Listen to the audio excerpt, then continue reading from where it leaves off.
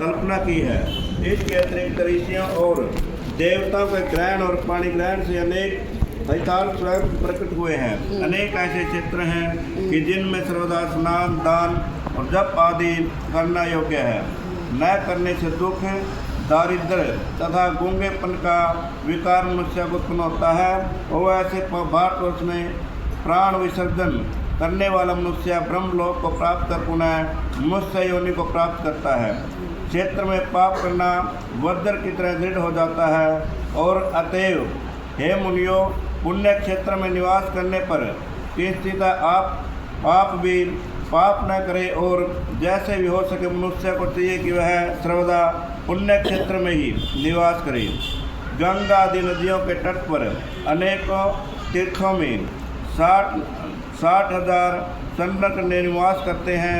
गंगा आदि नदियों के तट पर और मुख्य वाली सरस्वती नदी के ग्रहण करने से मुक्ति होती है। उसके तट पर निवास करने से ब्रह्म पद को प्राप्त हो जाता है और हिमालय से निकली हुई सतमुखी गंगा नदी पतित पावन है। उसके तट पर वास करने से अथवा काशी आदि अनेक पुण्य क्षेत्र में जिनमें जाकर बसे हैं, सोमभद्रा के तट पर बसे उसके स्नान करने से और वहाँ व्रत करने से गणेश पद प्राप्त हो जाता है।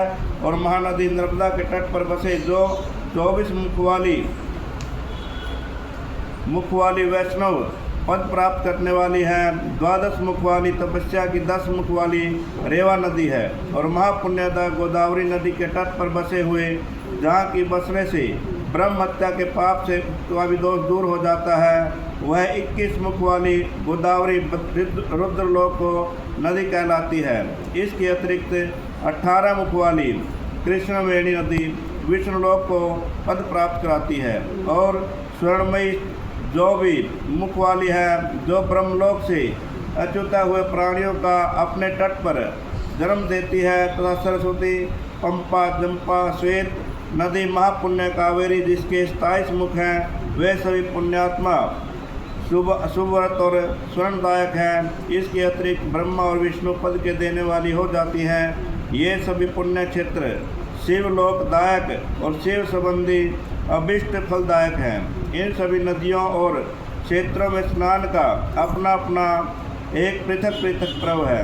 इन पर्वों मुहूर्तों में जो इन नदियों में स्नान करते हैं उसे अन्य महत्व के अनुसार 39 उत्तम फल की प्राप्ति हो जाती है।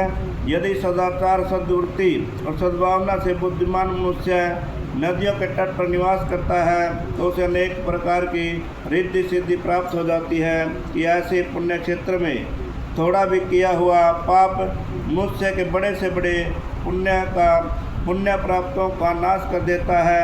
जब तक समय तक उसके लिए प्रायश्चित करे तब तक वह क्षय होता है, क्योंकि पुण्य की ही ऐश्वर्य को देने वाला है और कायिक वाचिक पाप से शीघ्र नष्ट हो जाते हैं, परंतु मानसिक पाप वज्रलेप के समान होता है जो कल्पांतर के नहीं छूटता। वह केवल नदी के स्नान करने से छूटता है। जब ज्ञान और तप से शरीर को सुखाते हैं तब कहीं उनसे छुटकारा प्राप्त होता है। पुण्य और पाप के 3 चक्र हैं, बीज, वृद्धि और भोग। ज्ञान द्वारा इन तीनों को बढ़ाया जा सकता है, परंतु इस प्रकार के प्रयत्न की अवस्था ही क्या है, न पाप करेगा न उनको समन करने का वास करेगा। अतः बताए गए मार्ग पर चलने से और निष्पाप भक्ति से मनुष्यों को सच्चा सुख ही प्राप्त होता है। बोल श्री शंकर भगवान की जय। नमस्कार कवरण।